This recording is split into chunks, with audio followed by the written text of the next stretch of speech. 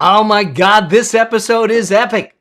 I got a chance to have a conversation with my dear, dear friend, Amy Porterfield. And we're talking about her upcoming book, 2 Weeks Notice. All right. This book is amazing. And if you are someone that is looking to try and start a side gig or maybe transition from a job to start your own business, this is the book for you.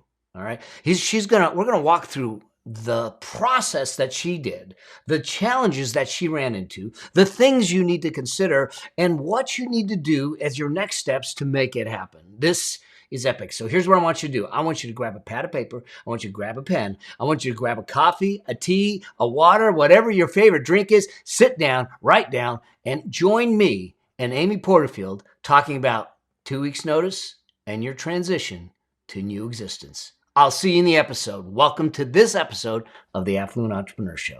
Cheers. Hey there, Amy. So glad you're here. I mean, God, we've known each other for so long, and now we get a chance to have this conversation. I'm so happy to be here. You're right. We have known each other for a very long time. We recently got to spend a weekend together, which was so much fun. So it's good to see you again. It really is. And I'm so excited about what we get a chance to talk about. You know, for those of you that maybe know Amy but don't know what's going on, Amy's got this amazing book coming out. But I think the most important thing is, as we've talked about from a financial standpoint, how do we find independence? How do we actually live a life that is of our own doing, of our own calling, which is this book that 2 weeks notice is really all about that. And so what I'd love to do is just first off, let's just go back a little bit, because this kind of was something that happened early on. You sat in a boardroom, or you sat in a meeting room with a bunch of, well, let's call it a bunch of dudes from the internet marketing space. Can you tell us about that? Because I think it sets the stage for where you are and how far you've come, because it's an amazing journey. So I was a corporate girl. I thought I'd be a corporate girl for life. I was really good at being an employee. I liked the every other week paycheck. I liked the paid vacations. I liked the benefits. I actually liked to be led. So I knew what I needed to do, and then I could do it even better than everyone else and get the promotions and the awards. Like, I was a really good corporate girl. And my last 9 to 5 job was with Tony Robbins, and I was the director of content development. And I got to travel the world, work on the content that Tony does on stage, Unleash the Power Within, Date with Destiny. I mean, it was a good job. And one day I found myself, like you said, in a boardroom with a bunch of dudes that were all business owners. They were online business owners, a lot of internet marketers. They had courses, masterminds, memberships, all stuff I really didn't know a lot about.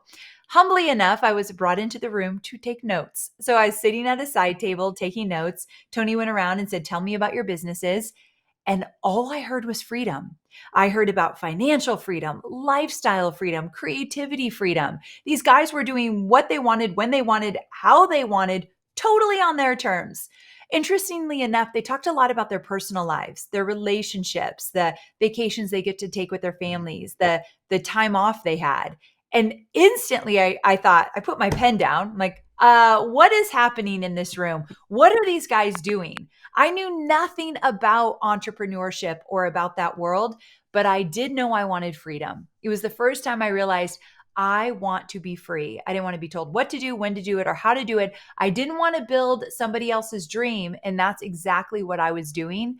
So that was the moment I realized, oh, it's time to figure something else out. I've got to make a change. So cool. And so it was a moment that you said, I have to make a change, but the change didn't happen right away, right? Oh, no. So it took a good year from that moment to the day I drove out of those San Diego offices in my little white car and the Beatles came on the radio. Here Comes the Sun. And I thought, oh, this is a sign. Like, this is going to work. Now, it was the hardest 2 years of my life after that. We could get to that later.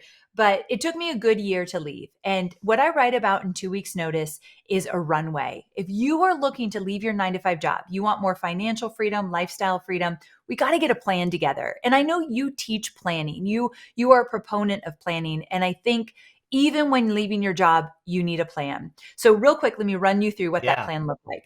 Number one, you got to get clear on your why. Why do you want to be your own boss? Why do you want to be an entrepreneur? Because without a why, I promise you on day one, it's going to be hard. It's a whole different life. And if you don't have a really good why, a mission, you're easily going to go back to maybe I'm not cut out to be an entrepreneur. Maybe this isn't going to work. But if you really are clear why you want it, on the days your worries knock you down, your why will pick you back up. We need a good why. And it can be anything you want. It just has to mean something to you.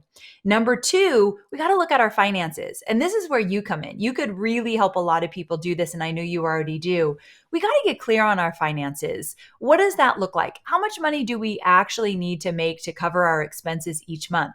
Sometimes for people, if you're lucky, you don't even need to make as much as you're making in your 9 to 5 job, because that first year as an entrepreneur, you're going to get scrappy. You've got to make sacrifices. That's not the year you get a new car, remodel your house, and go on a vacation. Like, you are really definitely living a very simple life. Any money you make, you pay the bills or you invest it back in your business. That's entrepreneurship in the Yeah. very beginning. And so get clear on your finances. What can you do? I just talked to our good friend Jonathan Fields, and he said he didn't have like an exit date, which I'm going to tell you about next. He didn't Yeah. have an exit date. He had an amount of money he wanted to save before he left. That's where he was going to fill his security, because we're leaving a job which is secure for the unknown. So he needed a little security. So he saved up 9 months of living expenses before he went out on his own. So people do this in different ways. That's one way you can look at it. The third thing you need to do is you need to choose an exit date. And so I believe this is really important. For me, I was in that meeting, and for the next 6 months, I started to explore what I might do in my own business. I started to listen to more entrepreneurial podcasts. I started to buy all the books. I bought some digital courses. I started to educate myself. But once 6 months hit, I thought, okay, I'm going to do this. But if I don't choose a date, I'm never going to do that. I had golden handcuffs, which I think actually some of people in your audience can relate to this. Yep. I had a good job. I got paid well. I worked with a really cool guy. I got to travel the world, but I wasn't free and I was working crazy long hours. So the golden handcuffs like kept me there probably longer than I needed to, because it was good. It was cushy. It was amazing, but I knew it wasn't what I wanted. So at that point I said, okay, in 6 months, I am leaving. I wrote the date on a Post-it note, put it on a mirror where I would see it regularly, and I would ask myself this question every day. What do I need to do today to get me closer to that goal, that date? And it might mean that I need to listen to a podcast, buy a specific book, make a call to an entrepreneurial friend of mine and ask some questions. Whatever it is, every day I had to act and think like an entrepreneur before I was even one. And that really helped me. So that's kind of what my runway looked like in order to get me out that door. I think the most important thing is committing to a date. So I love this for a couple of reasons. One, the first financial principle I tell people is why before how and how much. Oh, I love that. Okay, great. Because they'll come and they say, I want to have $1 million in the bank. Why? Yeah. Because society says so, because it's an arbitrary number. Because you're right. It's driven by money. It's not, it's a result. It's not a purpose. And I think we need to think through that. The second thing that I think is so important that I hope everyone that's watching and listening hears is this idea of an exit date. Yes. Yes. A dear friend of mine, Bo Eason, would always say, it's important to schedule your fears. Ooh, I love that. I might have to steal that one. I'll Oh give my him God. credit. Because what happens when you schedule, just like you did, is that once you had that date and you're staring at it on the mirror, every day you're asking yourself, what did I do today to get me closer to that moment? It's this thing. I just did an episode where I was talking about the difference between wants and wills. What'd Because you so say? many, well, the whole idea is that so many people will say, I want this, I want this, I want this. But a want is actually a soft goal. But when we make a declaration that I will do this, it's a declaration and a commitment. People freak out about that. And I said, so you don't want to have 20 wills. You'll probably have 2 or 3 in a year that Yes. are big ones that you declare and you commit to. And it completely shifts how you show up every day. Yes. I love this. Absolutely. I love it too. I love that wants versus wills. Yes. So when you look at this, because you talk about a concept that I think is really an interesting concept, and I think you're the one that coined the term, you know, and that is this idea of unbossing. And when I first heard you talk about it, I go, oh, that's intriguing. And I came up to you and I said, hey, I want to talk more about this concept of unbossing. Because when I Yeah. read it, I go, it's cool. But when you said something about it, I go, oh no, it's even cooler. I think that, can you explain this, the thought of unbossing, where it came from, what does it mean, and how do we do this?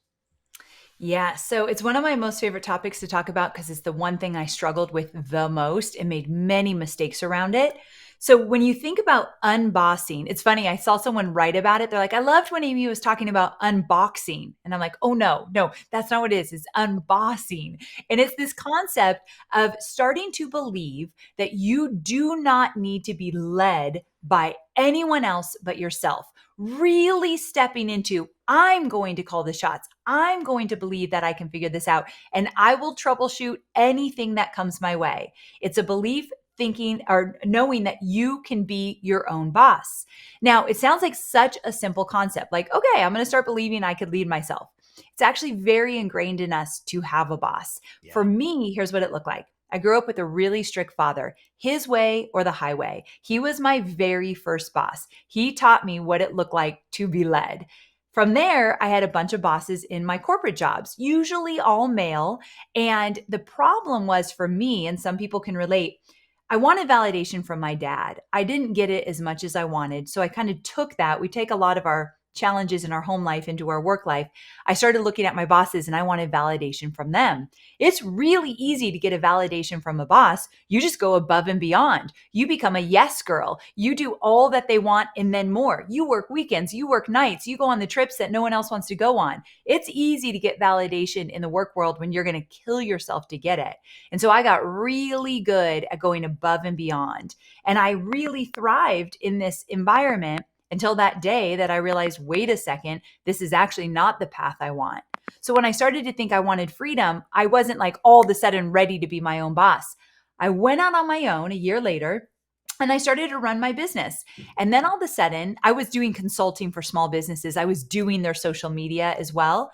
And I always joke, instead of having one big boss, literally, Tony's a big guy, all of a sudden I had 8 mini bosses, these clients of mine that I literally let treat me like their employee. Anything they wanted done, I said yes. I was so desperate to make money and scared I would lose it that I would just say yes everywhere. So I stepped right into still having bosses.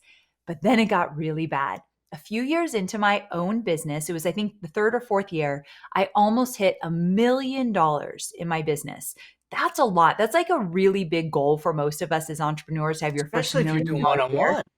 Yes, exactly. So I was almost at the $1 million mark. And I was in a mastermind with some of my peers. And there was a guy there that was doing awesome things in his business. And he was just crushing it. And I'm like, can you help me do that in mine? I want more of that. And one day he said, why don't I become a business partner with you? We go 50-50 on your business and I'll teach you everything I know and help you get to huge, levels in your business. Now, I'd like to tell you that it took me weeks to decide if I was going to give up partnership in my business, if I was going to give someone 50-50. I'd like to say that I talked to a lot of people, a lot of mentors, a lawyer. I did none of that. In one night's sleep, I woke up the next morning and I said, yes. I still hadn't unbossed myself and felt like I needed somebody else to guide me. And in my case, I thought I needed a man to help me. And so I let him be a 50-50 partner and we crushed it for years. Funny enough, you met me right at the Mhm. tail end of that where I was a shattered mess, but that's a story for another day. But we crushed it together. And then I realized, holy cow, I have literally become an employee again. We would get on a call, we would talk for 20 minutes. I'd get off the call, I'd have 20 action items to his 0. I would call him and say, oh no, I'm having a problem. What should I do? Do you think this is good? I would love when he'd congratulate me after a launch. I'm embarrassed by all of this, for the record. This is the one story I did not want to tell in my book, but it's the truth. So I Yeah. went right back into having a boss. I will not give the whole story away because one morning I woke up and thought, I don't like this. I don't want this. I'm once and for all going to learn how to lead myself and never, ever do this again. A year later, after lots of stress and almost losing my business, we finally came to a resolution. That part I tell in the book. It's pretty gnarly, but we did it. I tell you all of this, Mel, to say that if you can learn to unboss yourself early, if you can start doing the journaling, the meditating, reading books about how to lead yourself, if you can really put in the work, you will not have all of that angst and trauma that I had of not being able to let go of someone else leading me. It is essential to your growth. I couldn't agree more. I mean, so just in your kind of your studies and your journey, I'm curious what you found as far as what keeps people from unbossing themselves. I love this question. Number one, not believing they are worthy. This is the number one thing. It comes up a lot with the women I work with, but I know that some men are shaking their heads as well right now. This feeling that I am not worthy, I am not deserving. A lot of the times in the early days for me, a success would happen and I'd look around waiting for the other shoe to drop. If something good happened to me, something bad was going to happen. Classic case of self sabotage. So I just didn't feel worthy of the Yeah. success. And so I kept looking for validation in other people to help me. I think that's a big one. Another one is that we don't have proof that we can do it on our own. If you've always had a boss, I had zero proof that I could create a business or do this on my own. This is the number one reason why most people don't leave. Like, what if this doesn't work? What are people going to think? What does it say about me? So in the book, my subtitle is Find the Courage to Leave Your 9 to 5 job, not the confidence. I believe courage and confidence are dramatically different. Confidence is what people are looking for, but you don't have confidence till you have a track record. Look what I did. All right, I'm feeling a little good. I could do that again. I could do it better. That's confidence. Yeah. Courage is I have no idea if this is going to work, but I'm going to take a leap of faith. I'm going to believe the universe has my back and I will figure out whatever comes my way. We need to tap into courage. Let's not look for confidence in the beginning. Let's look for courage. If you look for courage, you'll take that leap. So good, because I totally agree with you, and I hope that everyone's hearing that courage is more important. The confidence will come later. It's an interesting thing because so many people I see don't make a decision because they're afraid of making the wrong decision. And I said, we actually make a decision not to get to a destination. We make a decision to get more information so we can make a better decision. Yes, And it doesn't set a path until you put all the decisions together. absolutely. It's so And true. So, and we follow your plan. When we follow your plan with the why, with the finances, with the plan and all of that, the chances of doing something that's terminal are slim. I mean, it can so happen, true. but Right. when you do it right and you follow something that is a proven system and plan like you have, the probability of success goes way up. It's Goes. so true. And I haven't talked about this concept yet on a lot of podcasts, but I want to bring it up when you said like that you're likely not going to fail, but you are going to have a lot of failures along the way. And so I had my plan. I decided I saved a little money, not a lot, and I went out on my own. And the first launch that I did, I launched a product online. I made $267 when I thought I'd make $100,000. I really thought I'd make $100,000. Everyone else seemed to be making $100,000. And I looked at that $267 and I thought, I am a failure. And I sure as heck am not an entrepreneur. Like, there is no way this is going to work. And in that moment, I realized, but wait a second, I promised to storm the island and burn the boats. This is something I learned from Tony early on, where I told myself there is no going back. You are not taking a freelance job from your old 9 to 5 job. You're not going to another 9 to 5 job. You will never work for someone again. I made that commitment. So when it didn't work very early on, I did think I wasn't cut out for it. I did tell my husband, Hobie, I'm probably going to have to grovel back from my job.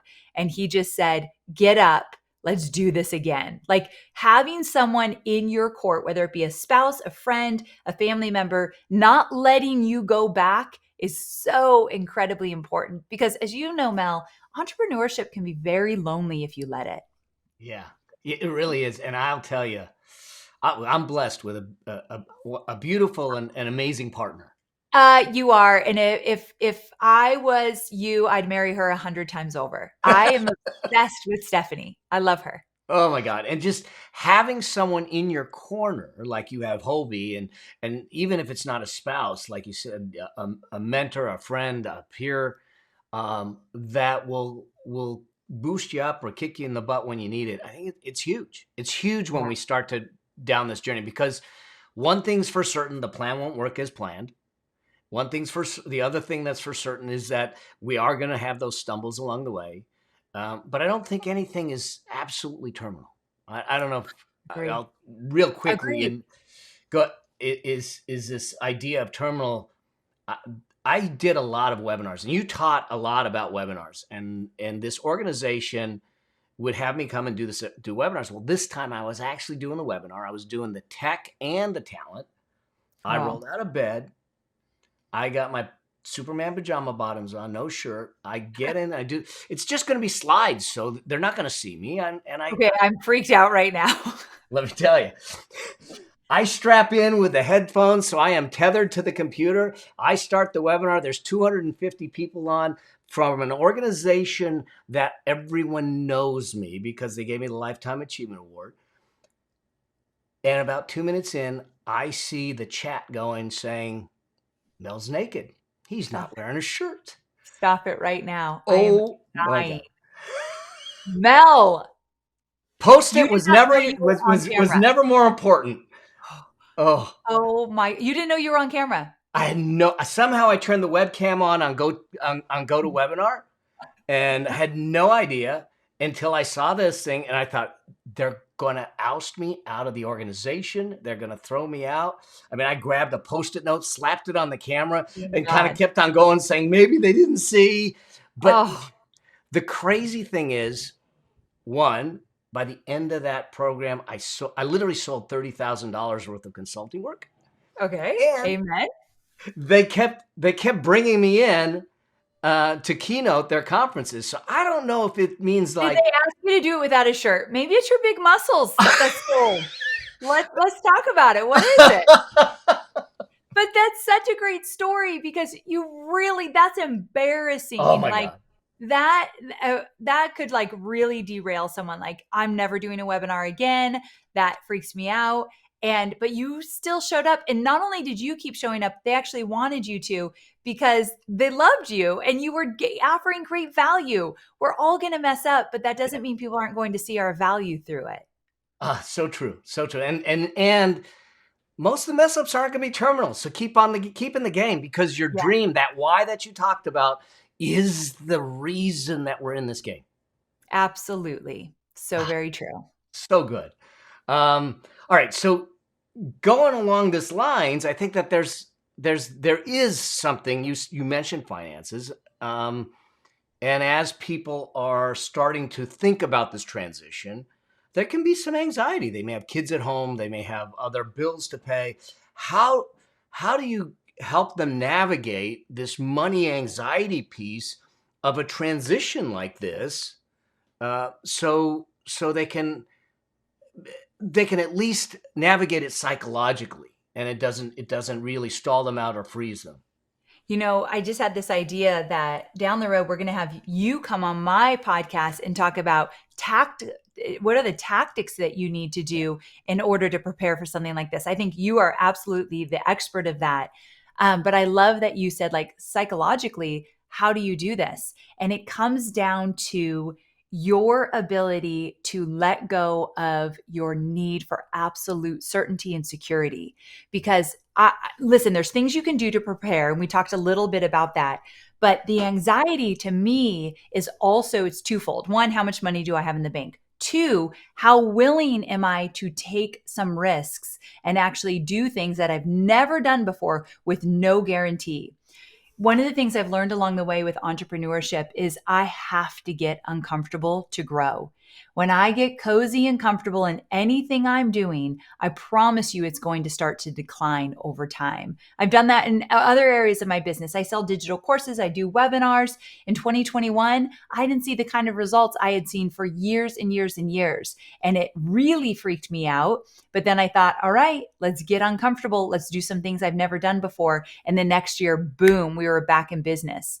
And so I really think those that are freaked out to leave behind a steady paycheck, one, you've got to go back to your why. And two, you have to really examine how willing you are to get uncomfortable and live in the uncertainty. Now, there's things that you can do to ensure that when you leave, you have some money coming in. I love a side hustle. I did this when I left my 9 to 5 job. I actually started something on the side, really small, but making sure a little money could come in because I didn't want my first day in entrepreneurship to say, I hope I get a client. Like I am not that risk adverse. So starting a side hustle, bringing a little money in nights, weekends, whenever you can, maybe for a good 6 months before you leave your 9 to 5 job will allow you to ease some of that financial anxiety. So those are some of the things that I talk about in the book that I think are really important. And I think that this is, and maybe you talk about it more also, is that there's two currencies that we need to think through. And there are those, and here's what I mean by this. There are those that stay in their job that are mildly miserable for all of their existence, and they're doing it because they get a paycheck. So the only currency that they're dealing in is financial, is Yes. dollars or euros or whatever it is. But there's another currency, and that is esteem and self-worth. And if we're not aligned with our journey and everything, we may make money, but we can be miserable while we're making the money. Whereas on this path, and especially the way you're telling them to navigate it, starting with the why first, you're making sure that you have that second currency in place. So Yeah. you're actually getting paid in self-esteem, self-worth, psychologically through the journey also, as well as through the dollars. I like the idea of a second currency and looking at it like that and valuing these lessons you're learning and the strengths that you're gaining as you also value the dollar. I think that's really valuable.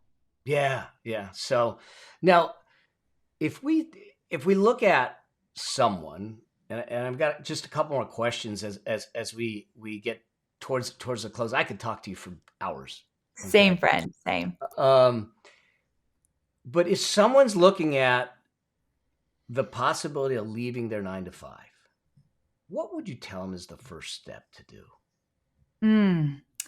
When they're thinking about leaving their 9 to 5, I can't suggest anything but the first step, which is getting clear on why you want it. You really do need to do that. And I don't mean like a surface why you want it, like, oh, it'd be so great to be able to, go on vacation whenever I want or anything like that. Like, let's go deep on Yeah. why you want it. And let's also include another step. I would say anyone thinking leaving their 9 to 5 job, find a person or two that you really trust that you can confide in and get them to be your accountability partner. Because there's going to be days, and this happened to me, where you're on the path to leave your 9 to 5 job. Maybe you're 3 months out, and all of a sudden you're saying, well, if this isn't that bad. I mean, we did just get a big bonus today. So I don't know, maybe I could stay. And that's when my husband swooped in and said, you could do whatever you want, but let me remind you of what you told me. Let me remind you what you want. So I really do believe in a really good support system while you're on this journey of transitioning. So getting clear on your why and sharing it with a few people that will keep you accountable, I think are the perfect 2 steps to get started. So maybe this is a little personal, but let me ask you something, because I think it's important. Because I don't believe that a financial journey is an isolated journey. And you mentioned Hobie saying, "Wait, do what you want." How you came to Hobie? I assume that as you started to navigate this, I mean, because I truly believe that we ought to be having these conversations with our significant others, with our partners, and navigating this, because it can bring you closer. Was that something that was easy or more difficult for you to do, or how did that go? So I was really blessed because Hobie thinks I can do anything in the world, a little too confident in me. And so he was really excited. He also didn't see me a lot. My job was really demanding. I traveled a lot. So in his eyes, he's like, wait, are you saying that you'll be home more? You'll be present, which fast forward, if you read my book, you'll realize my first 2 years, I wasn't home more and I wasn't present. He was probably regretting and supporting me in this decision. However, he was really supportive of it and he was ready to take the sacrifices and figure out how we're going to do it. However, many of my students, their spouse is not as supportive of this. And I want to talk about this really quickly. Yeah. It usually happens with women in the household Mhm. who are raising the families, maybe working, maybe staying at home, but they present the opportunity to their husband, I want to start a business. And the husband says, that's not a good idea. Let's not do that. Maybe you should keep it as a hobby, or maybe you shouldn't do it at all. And it's not because they don't believe in their spouse. It's because they're likely very worried about if that spouse is making money in a 9 to 5 job. Well, what if you can't make as much money and we start hurting for finances? But number two, they don't want the other person to change. Like there's fear, like you're going to be different. I'm going to lose you. You're going to have focus somewhere else other than our family. And so they don't want that.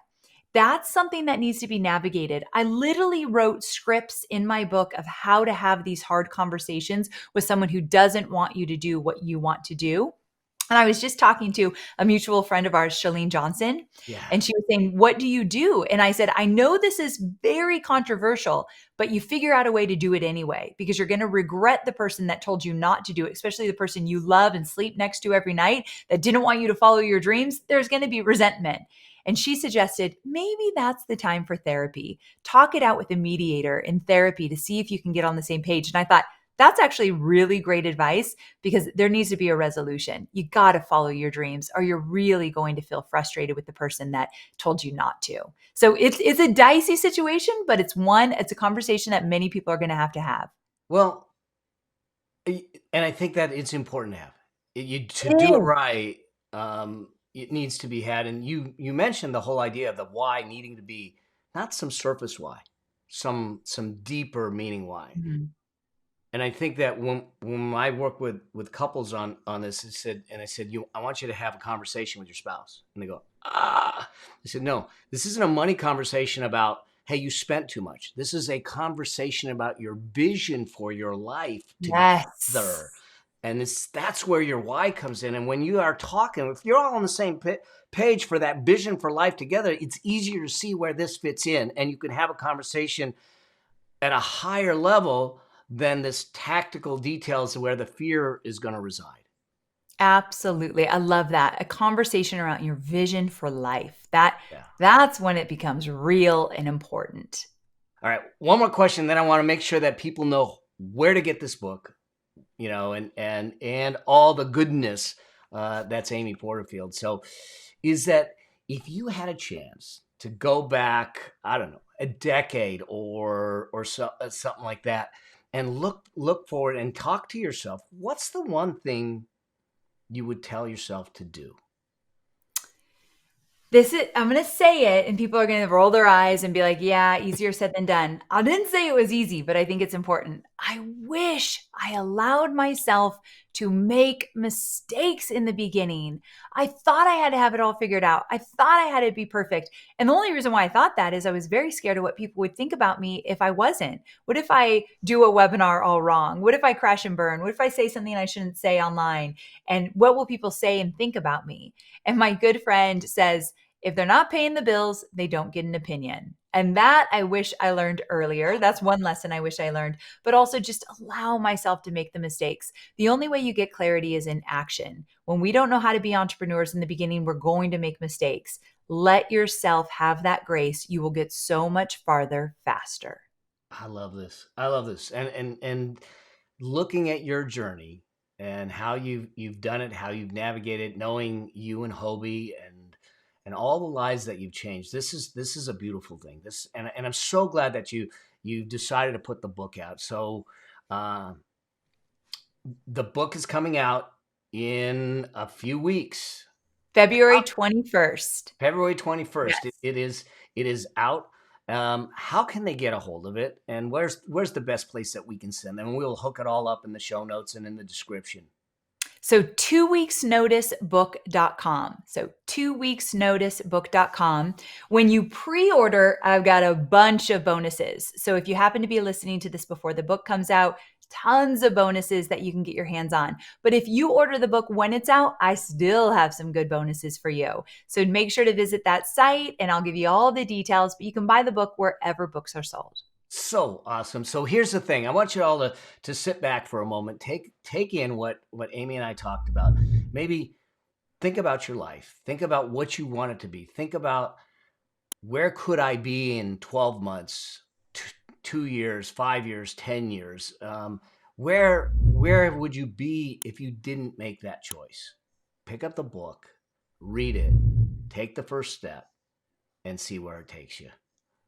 Amy, I am so blessed to, one, call you friend, and two, to have this conversation with you. Thank you so much for coming on and sharing your bright star, your in just the wisdom you have with my audience. Thank you so much. I love our friendship. I love that I got to have this conversation with you, and I can't wait to do more of it. So thanks again, friend. See you soon.